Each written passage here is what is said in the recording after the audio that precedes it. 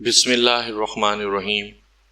सामीन करام, आप सुन रहे हैं इमरान सीरीज़ का उर्दू नावल ब्लैक एरो, जिसके मुसन्निफ़ हैं मज़हर कलीम एम.ए. और ये इस सिलसिले की किस्त नंबर 8 है। मुझे उम्मीद है आपको मेरी ये काविश पसंद आ रही होगी। आपने अगर अभी तक मेरा चैनल कहानी घर सब्सक्राइब नहीं किया तो अभी मेरे चैनल को सब्सक्राइब करके बेल नोटिफिकेशन ऑन कर लीजिए, ताकि आने वाली हर नई कहानी की इत्तला बर वक्त आप तक पहुंच सके। इमरान ने कार मुमताज़ कॉलोनी की उस सड़क पर साइड में रोक ली जहां से उसकी मतलूबा कोठी नज़दीक ही थी।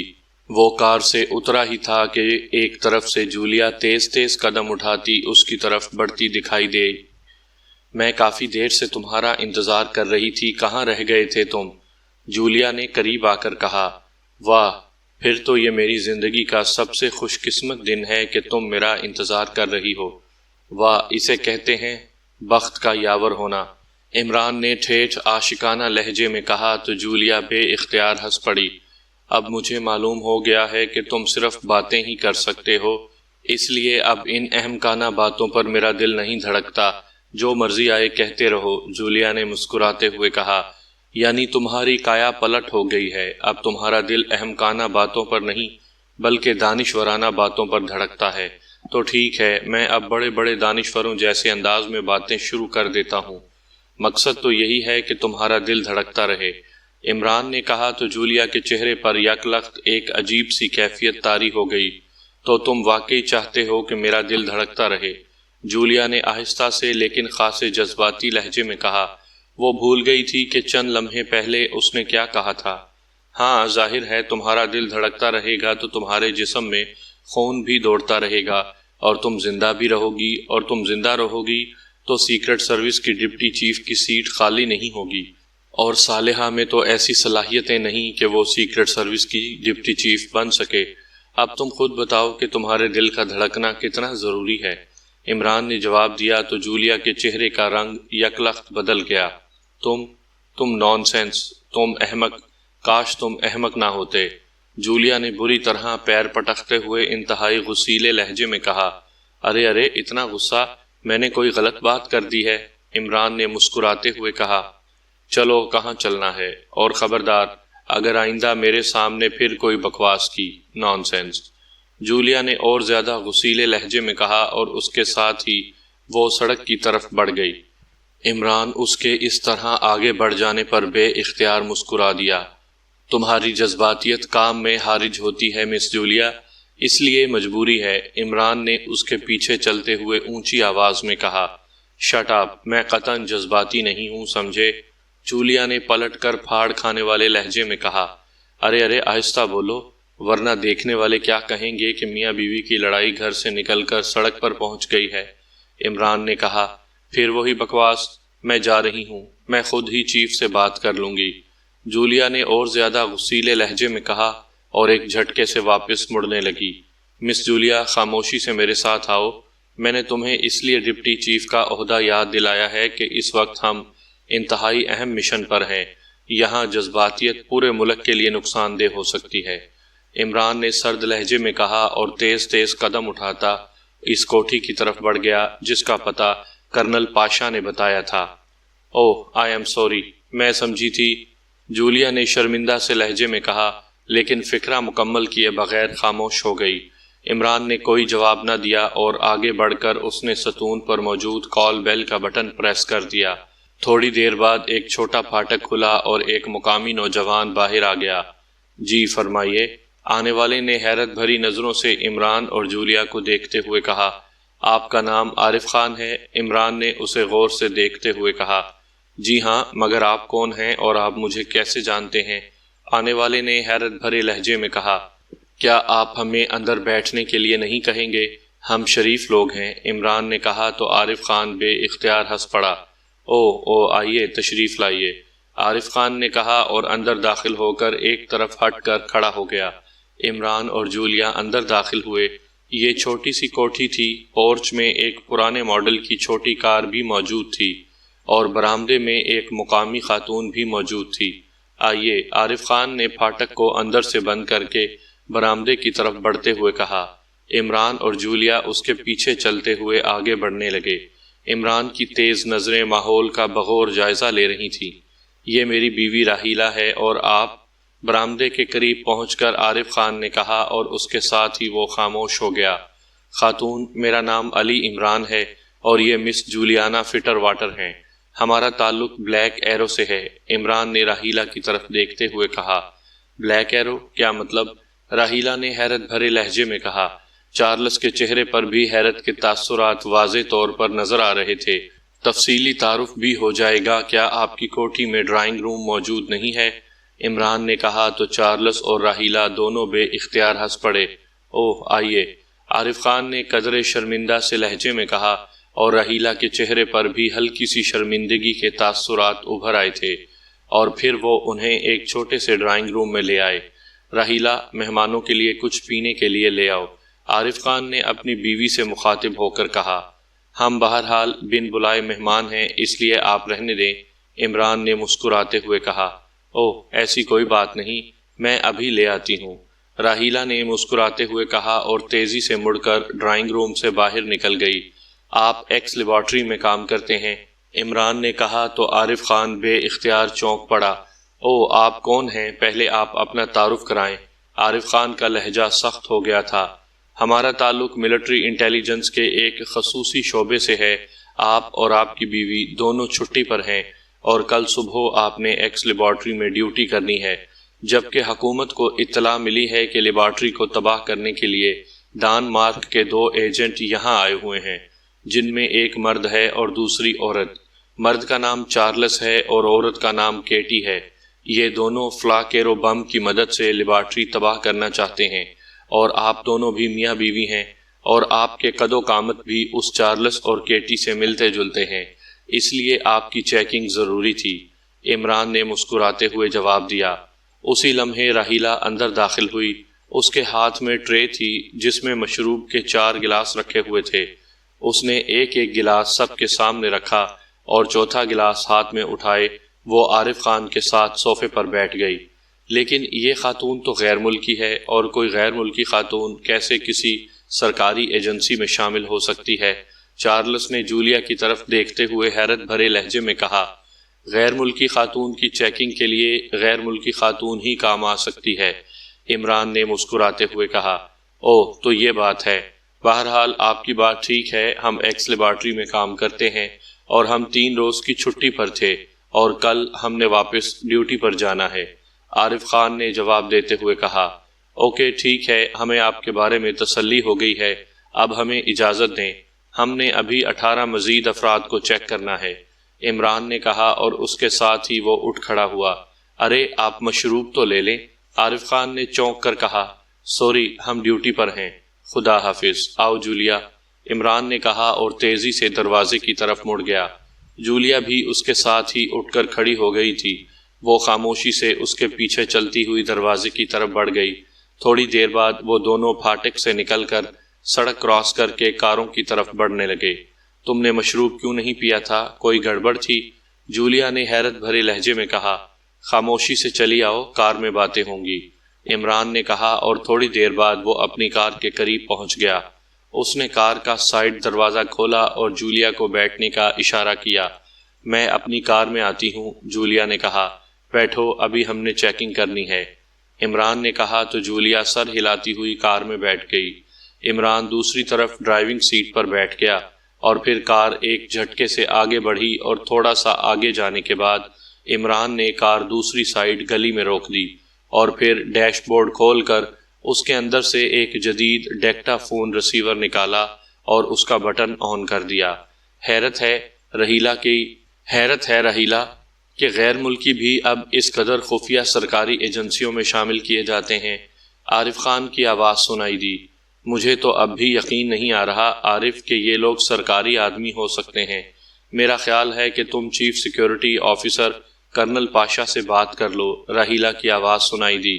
او نہیں راحیلہ، یہ بڑے حساس معاملات ہوتے ہیں، ایسا نہ ہو کہ الٹا ہم کسی چکر میں پھنس جائیں۔ جو بھی ہیں ہوتے رہیں، عارف خان نے جواب دیا۔ یہ بھی ٹھیک ہے، بہرحال صبح ہم نے ڈیوٹی پر تو جانا ہی ہے، اس لیے کیوں نہ آج کھانا باہر کھا لیں، راحیلہ کی آواز سنائی دی، جیسے تم کہو۔ اب ظاہر ہے تمہاری بات رد تو نہیں کر سکتا، ورنہ تمہارا منہ کئی روز تک پھولا رہے گا، عارف خان نے کہا، اور اس کے ساتھ ہی اٹھنے اور کرسیاں گھسیٹنے کی آوازیں سنائی دی۔ تو عمران نے ایک طویل سانس لیتے ہوئے ریسیور آف کر دیا اور اسے واپس ڈیش بورڈ میں رکھ دیا۔ یہ لوگ تو صاف ہیں، جولیا نے کہا، میری چھٹی حس کہہ رہی ہے کہ معاملات اتنے سادہ نہیں ہیں۔ بہرحال اب ہمیں مزید چیکنگ کرنا ہوگی۔ عمران نے کہا، وہ کیسے؟ جولیا نے کہا، ان کے باہر جانے کے بعد اس کوٹھی کی مکمل تلاشی لیں گے۔ عمران نے کہا اور گاڑی آگے بڑھا دی، اور پھر ایک لمبا چکر کاٹ کر وہ اسی سڑک پر واپس آئے، اور عمران نے کار ایک درخت کی اوٹ میں اس انداز میں روک دی کہ وہاں سے وہ کوٹھی کے گیٹ پر تو نظر رکھ سکتے تھے، لیکن انہیں عمومی طور پر مشکوک نہ سمجھا جا سکتا تھا۔ اور پھر تقریباً 20-25 منٹ بعد پھاٹک کھلا اور وہی کار جو پورچ میں کھڑی تھی باہر آ کر رک گئی۔ پھر پھاٹک اندر سے بند کر دیا گیا اور چھوٹا پھاٹک کھول کر راحیلہ باہر آ گئی۔ اس نے چھوٹے پھاٹک کو باہر سے تالا لگایا اور پھر کار کی سائیڈ سیٹ کا دروازہ کھول کر اس میں بیٹھ گئی۔ دوسرے لمحے کار دائیں طرف مڑ کر آگے بڑھتی چلی گئی اور پھر ایک موڑ کاٹ کر نظروں سے غائب ہو گئی۔ عمران اور جولیا خاموش بیٹھے رہے۔ آؤ، اب تک وہ کافی دور نکل گئے ہوں گے اور ان کی فوری واپسی کا کوئی سکوپ نہیں رہا، عمران نے مسکراتے ہوئے کہا اور کار کا دروازہ کھول کر نیچے اتر آیا۔ جولیا بھی دوسری طرف سے نیچے اتری اور ایک بار پھر وہ دونوں تیز تیز قدم اٹھاتے کوٹھی کی طرف بڑھتے چلے گئے۔ کوٹھی کی دیواریں زیادہ بلند نہیں ہیں، اس کے عقبی طرف سے اندر جانا ہوگا، عمران نے کہا اور جولیا نے اثبات میں سر ہلا دیا۔ سائیڈ گلی سے گزر کر وہ عقبی سمت میں آئے اور چند لمحوں بعد عمران اچھل کر دیوار پر چڑھا اور اندر کود گیا۔ چونکہ وہ پہلے ہی چیک کر چکا تھا کہ کوٹھی میں ان دونوں میاں بیوی کے علاوہ اور کوئی آدمی نہیں ہے اور نہ ہی یہاں کوئی کتا ہے، اس لیے وہ اطمینان سے اندر کود گیا۔ عقبی دیوار میں ایک دروازہ تھا جو اندر سے بند تھا۔ عمران نے دروازہ کھولا اور جولیا اندر آ گئی، اور عمران نے دروازہ اندر سے دوبارہ بند کر دیا۔ پھر وہ دونوں سائیڈ گلی سے ہو کر سامنے کے رخ پر آ گئے، اور پھر ان دونوں نے علیحدہ علیحدہ کوٹھی کی تلاشی لینا شروع کر دی۔ عمران، عمران! اچانک دور سے جولیا کی چیختی ہوئی آواز سنائی دی۔ ارے کیا ہوا؟ کیا کوئی جن بھوت نظر آ گیا؟ عمران نے تیزی سے اس طرف آتے ہوئے اونچی آواز میں کہا جدھر سے جولیا کی آواز آئی تھی۔ تمہاری موجودگی میں جن بھوت کیسے آ سکتے ہیں؟ جولیا نے مسکراتے ہوئے کہا۔ پھر تو تمہیں بھی غائب ہو جانا چاہیے تھا، عمران نے مسکراتے ہوئے کہا، اور جولیا بھی اس کے خوبصورت جواب پر بے اختیار ہنس پڑی۔ یہ دیکھو، تہہ خانے کا خصوصی راستہ، جولیا نے ایک کونے کی طرف اشارہ کرتے ہوئے کہا، اور عمران چونک پڑا۔ او واقعی، یہ تو خصوصی ساخت کا دروازہ ہے جو غور کیے بغیر چیک ہی نہیں ہو سکتا۔ ایسی کوٹھیوں میں عام طور پر ایسے تہہ خانے نہیں ہوا کرتے، عمران نے کہا اور تیزی سے آگے بڑھا۔ چند لمحوں بعد وہ دروازہ کھول کر سیڑھیاں اترتا ہوا نیچے جا رہا تھا۔ جولیا اس کے عقب میں تھی۔ تہہ خانہ خاصا بڑا تھا، وہاں دیوار میں 2 الماریاں تھیں اور اس کے علاوہ باقاعدہ صوفہ میزیں اور بیڈز بھی رکھے ہوئے تھے جو صاف ستھرے تھے۔ عمران نے آگے بڑھ کر ایک الماری کھولی تو اس میں نسوانی لباس لٹکے ہوئے تھے، پھر اس نے دوسری الماری کھولی تو اس میں مردانہ لباس تھے۔ عمران نے دونوں الماریوں کی اچھی طرح تلاشی لی، لیکن کوئی خاص چیز سامنے نہ آ سکی۔ او، یہاں فرش پر خون کے دھبے موجود ہیں، اچانک جولیا نے کہا تو عمران تیزی سے مڑا۔ جولیا ایک جگہ کھڑی براؤن رنگ کے کارپیٹ کو غور سے دیکھ رہی تھی۔ عمران آگے بڑھا اور جھک کر غور سے دیکھنے لگا۔ ہاں، یہاں واقعی خون کے دھبے موجود ہیں، لیکن کافی پرانے ہیں، عمران نے کہا، اور پھر ان دونوں نے بڑی تفصیل سے پورے تہہ خانے کی تلاشی لے ڈالی، لیکن سوائے ان خون کے دھبوں کے اور کوئی مشکوک چیز انہیں نہ مل سکی۔ وہ تہہ خانے سے باہر آئے۔ ایک بار پھر انہوں نے پوری کوٹھی کی تلاشی لی، لیکن وہاں واقعی کوئی مشکوک چیز موجود نہ تھی۔ اوکے، سوائے خون کے پرانے دھبوں کے اور کوئی چیز نہیں ہے۔ آؤ، یہ لوگ واقعی اوکے ہیں، حالانکہ میری چھٹی حس ابھی تک انہیں کلیئر نہیں کر رہی، لیکن اب مزید کیا ہو سکتا ہے، عمران نے جولیا سے کہا، اور پھر تیزی سے سائیڈ گلی کی طرف مڑ گیا۔ تھوڑی دیر بعد اس نے عقبی دروازہ کھول کر جولیا کو باہر بھیجا اور پھر دروازہ بند کر کے وہ دیوار پر چڑھ کر دوسری طرف کود گیا۔ میری سمجھ میں یہ بات نہیں آ رہی عمران کہ تم انہیں آخر اس حد تک کیوں مشکوک سمجھ رہے تھے؟ جولیا نے عمران کے ساتھ چلتے ہوئے کہا تو عمران بے اختیار چونک پڑا۔ کیا مطلب؟ میں تمہاری بات نہیں سمجھ سکا، عمران نے حیرت بھرے لہجے میں کہا۔ وہ واقعی جولیا کی بات نہ سمجھ سکا تھا۔ چارلس اور کیٹی دونوں غیر ملکی ہیں اور ڈانمارک کے باشندے ہیں، جبکہ عارف خان اور اس کی بیوی دونوں مقامی ہیں اور ہم نے ان سے ملاقات کی ہے۔ وہ دونوں میک اپ میں بھی نہیں لگ رہے تھے، تم نے بھی میک اپ نہیں پہچانا۔ پھر ان کی بات چیت کا انداز، آواز، لہجہ، زبان اور لباس سب کچھ مقامی ہی تھا۔ اس کے باوجود تم نے کوٹھی کی تلاشی لینے پر اصرار کیا، اس کی وجہ؟ کیا کوئی غیر ملکی اس انداز میں مقامی بن سکتا ہے؟ جولیا نے کہا تو عمران نے ایک طویل سانس لیا۔ تمہاری بات بظاہر درست ہے جولیا، لیکن ہمارے پیشے میں دراصل امکانات پر ہی کام کیا جاتا ہے۔ ہم بھی تو غیر ممالک میں جا کر ایسے ہی کام کرتے ہیں اور وہاں ہمیں چیک نہیں کیا جا سکتا، عمران نے کہا تو جولیا نے اسپات میں سر ہلا دیا۔ اب مزید کیا کام رہ گیا ہے؟ ارے وہ ڈکٹا فون، کیا وہ اب بھی وہاں ہے یا تم نے اتار لیا؟ جولیا نے کار کے قریب پہنچتے ہوئے چونک کر کہا۔ وہ میری جیب میں ہے۔ بہرحال اب مزید کیا کیا جا سکتا ہے، اس لیے اب واپس ہی جانا ہے، عمران نے کہا۔ تو پھر مجھے میری کار تک پہنچا دو، وہ کافی فاصلے پر ہے، جولیا نے کہا، اور عمران نے اسپات میں سر ہلا دیا۔ اس کا چہرہ بتا رہا تھا کہ وہ ذہنی طور پر خاصا الجھا ہوا ہے۔ تمہاری بات درست ثابت ہوئی ہے چارلس، ان لوگوں نے واقعی یہاں کی تلاشی لی ہے، کیٹی نے کہا تو چارلس بے اختیار ہنس پڑا۔ مجھے یقین تھا کہ ایسا ہی ہوگا اور میں نے اس لیے جان بوجھ کر انہیں تلاشی لینے کا موقع دیا تھا تاکہ وہ ہر لحاظ سے مطمئن ہو جائیں، چارلس نے ہنستے ہوئے کہا۔ جبکہ ڈیکٹا فون پر ہم نے جو بات چیت کی تھی اس سے میرا یہی خیال تھا کہ وہ مطمئن ہو جائیں گے۔ بہرحال اچھا ہوا کہ انہیں کچھ نہ مل سکا، کیٹی نے جواب دیا۔ عمران کی آنکھیں بتا رہی تھیں کہ وہ پوری طرح مطمئن نہیں ہے، اور پھر وہ جس انداز میں مشروب چھوڑ کر گیا تھا اس سے یہ بات کنفرم ہو گئی تھی۔ اب اسے کیا معلوم کہ فلا کیرو بم، عارف خان اور رحیلہ دونوں کی لاشیں ہماری کار میں ہمارے ساتھ گئی تھیں اور وہ انہیں یہاں تلاش کرتے رہے۔ ویسے تم نے لاشوں کو ہوٹل کی پارکنگ میں چھوڑ کر خاصا رسک لیا تھا، کیٹی نے کہا۔ نہیں، جب تک کوئی خاص مخبری نہ ہو کوئی رسک نہیں ہوتا۔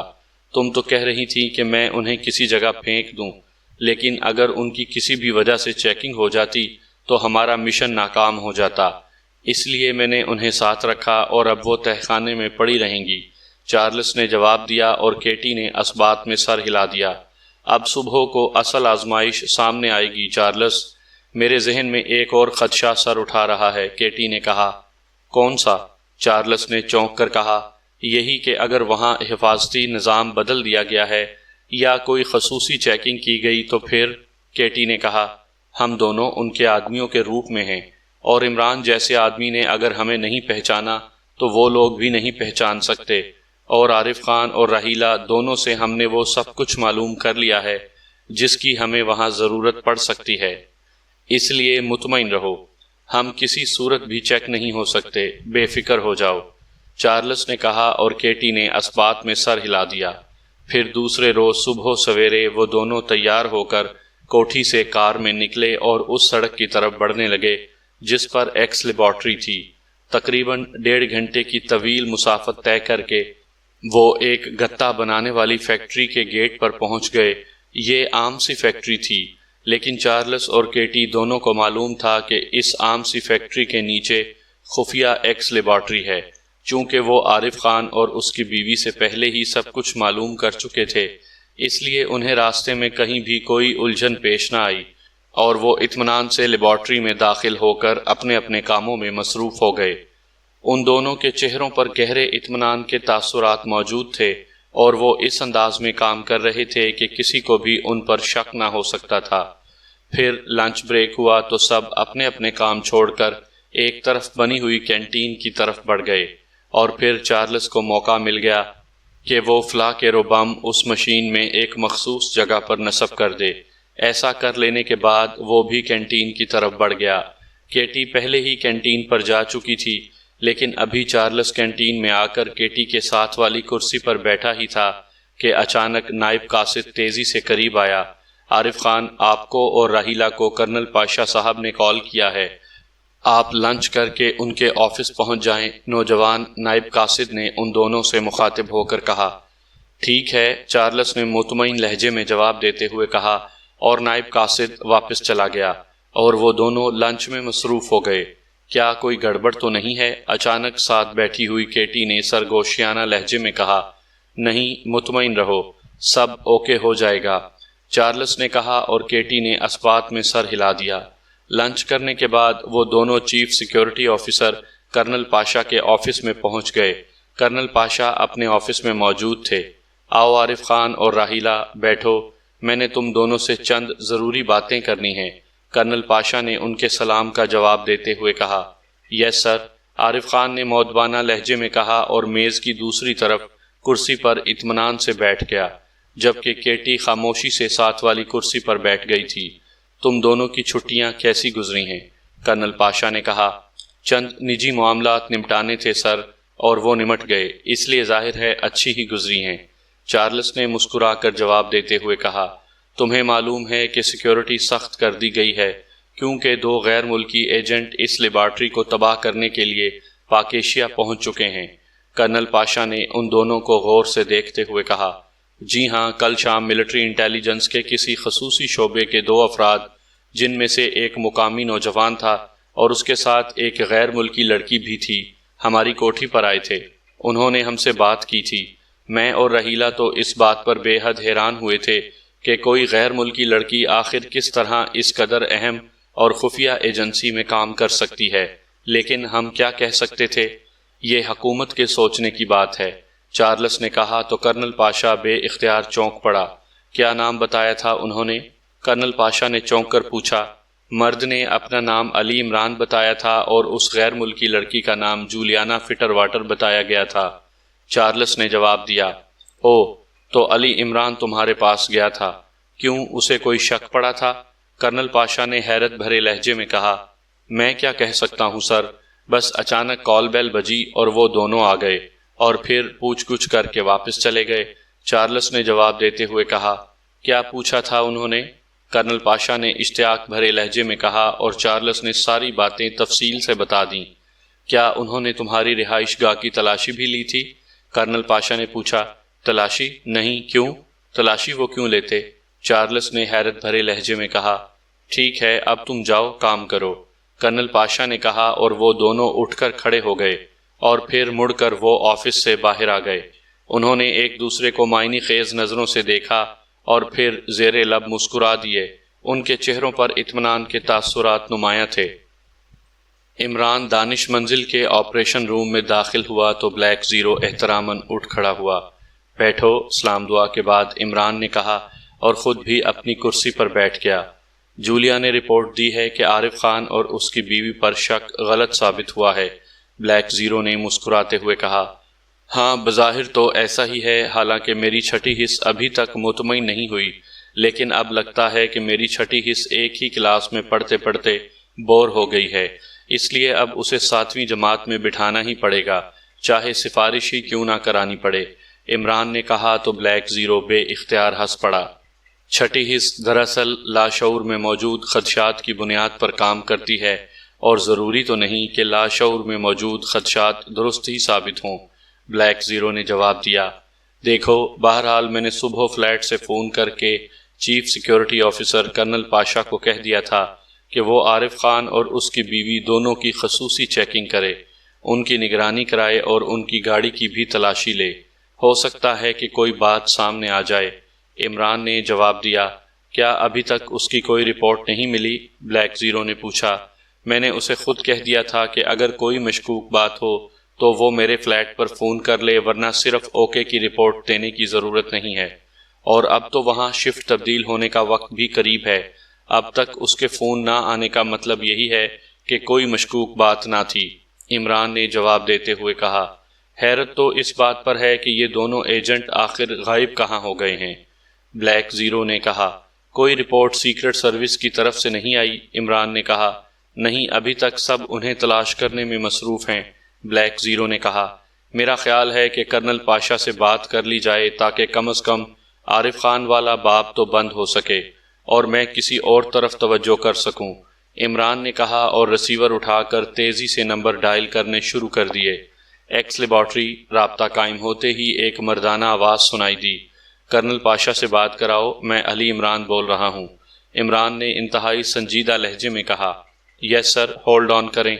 دوسری طرف سے کہا گیا، ہیلو کرنل پاشا بول رہا ہوں۔ چند لمحوں بعد کرنل پاشا کی آواز سنائی دی، علی عمران بول رہا ہوں۔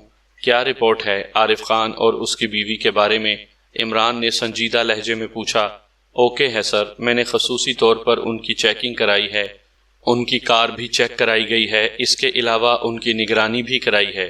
اس کے بعد لنچ کے وقت میں نے ان دونوں کو اپنے آفس میں بلوا کر ان سے باتیں بھی کی ہیں۔ انہوں نے آپ کی ان کی کوٹھی میں آمد اور پھر واپسی کے بارے میں بھی از خود سب کچھ ٹھیک بتایا ہے۔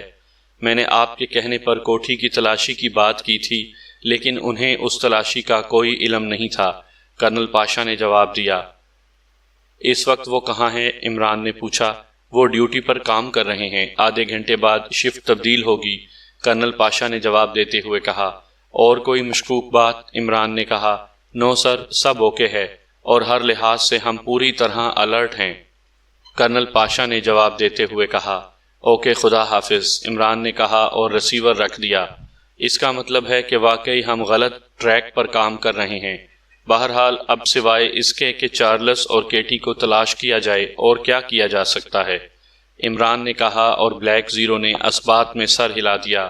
آپ نے اس بلیک ایرو کے بارے میں کسی قسم کا کوئی ورک نہیں کیا؟ ڈان مارک کو آخر کیا ضرورت ہے کہ وہ پاکیشیا کی لیبارٹری تباہ کرنے کے لیے ایجنٹ بھیجے؟ بلیک ایرو نے کہا، میں پہلے ان دونوں ایجنٹوں کو کور کرنا چاہتا ہوں تاکہ لیبارٹری محفوظ رہ سکے، باقی اس ایجنسی کے بارے میں کام تو کسی بھی وقت ہو سکتا ہے، وہی چارلس اور کیٹی بھی بہت کچھ بتا دیں گے۔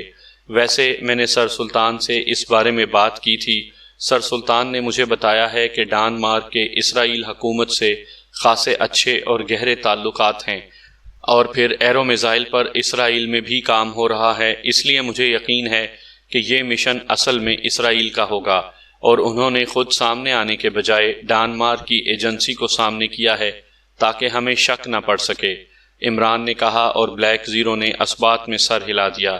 اسی لمحے فون کی گھنٹی بج اٹھی تو عمران نے ہاتھ بڑھا کر ریسیور اٹھا لیا۔ X2، عمران نے مخصوص لہجے میں کہا۔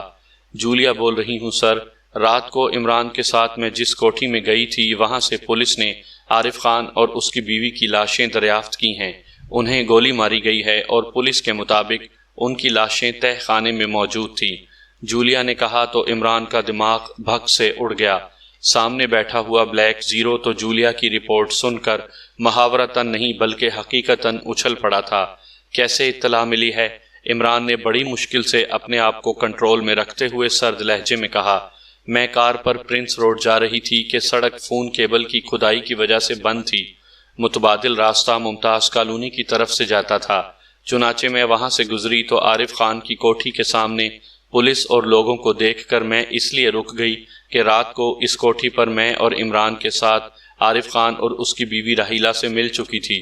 جب میں نے دریافت کیا تو معلوم ہوا کہ کوٹھی بند تھی، لیکن ہمسایہ کوٹھی کے چوکیدار کا کتا ایک بلی کا تعاقب کرتا ہوا اس کوٹھی میں گیا، اور پھر جب وہ واپس ملحقہ کوٹھی میں پہنچا تو اس کے منہ میں انسانی پنجے کے ٹکڑے تھے، جس پر چوکیدار بوکھلا گیا۔ اس نے کتے کو پکڑ لیا۔ کوٹھی کے مالکان کو جب پتہ چلا تو انہوں نے پولیس کو اطلاع کر دی۔ پولیس آئی اور کوٹھی میں داخل ہوئی تو تہہ خانے میں عارف خان اور اس کی بیوی راحیلہ کی لاشیں پڑی ہوئی ملی۔ خونخوار کتے نے عارف خان کے ایک ہاتھ کا پنجہ نوچ لیا تھا۔ ہمسایوں نے تصدیق کر دی کہ یہ دونوں لاشیں عارف خان اور اس کی بیوی کی ہیں۔ جولیا نے تفصیل بتاتے ہوئے کہا، تم اس وقت کہاں سے کال کر رہی ہو؟ عمران نے پوچھا۔ اسی کالونی کے آخری چوک پر واقع پبلک فون بوتھ سے، جولیا نے جواب دیتے ہوئے کہا۔ تم وہیں رکو، میں صفدر کو ٹرانسمیٹر کال کر کے اسے تمہارے پاس بھیج رہا ہوں۔ عارف خان اور اس کی بیوی لیبارٹری میں موجود ہیں، وہاں سے انہیں کور کیا جائے گا، لیکن اگر وہ وہاں سے نکل گئے تو لازماً وہ کوٹھی پر واپس آئیں گے۔ تم نے انہیں بے ہوش کر کے گرفتار کرنا ہے، عمران نے تیز لیکن مخصوص لہجے میں کہا۔ او باس، اس کا مطلب ہے کہ وہ دونوں ایجنٹ ان کے روپ میں گئے ہیں، جولیا نے چونک کر حیرت بھرے لہجے میں کہا۔